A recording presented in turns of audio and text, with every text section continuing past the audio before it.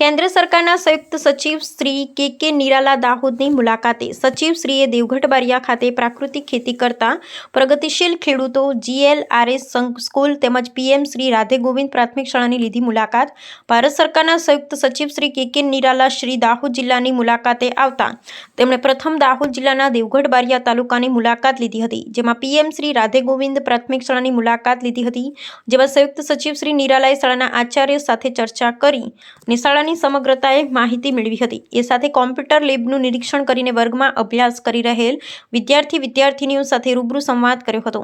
ત્યારબાદ નાની ખજૂરી અંતેલા ખાતે આવેલ PM Shri GLRS school girls literacy residential સ્કૂલની પણ મુલાકાત લઈ શાળાનું નિરીક્ષણ કર્યું હતું। શાળાની વિદ્યાર્થીનીઓએ ઉમળકાભેર સચિવશ્રીનું સ્વાગત કર્યું હતું। શાળાના આચાર્યએ શાળાની સમગ્ર માહિતી વિશે માહિતગાર કર્યા હતા।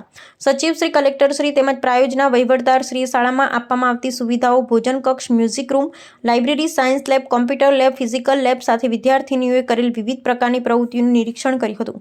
સચિવશ્રીએ નિરાલા તેમજ કલેક્ટર શ્રી યોગેશ નિરગુડેએ શાળાની વિદ્યાર્થીનીઓ સાથે રૂબરૂ વાર્તાલાપ કરી છેલ્લે શાળા પટાંગણમાં વૃક્ષારોપણ કર્યું હતું। આ દરમિયાન પ્રાકૃતિક ખેતી કરતા પ્રગતિશીલ ખેડૂતોની પણ મુલાકાત કરી હતી, જેમાં આવેલા ગામના ભરતભાઈ પટેલ કે જેમણે વિવિધ પ્રકારની શાકભાજી તેમજ ફળોની ખેતી અંગે માહિતી મેળવી હતી।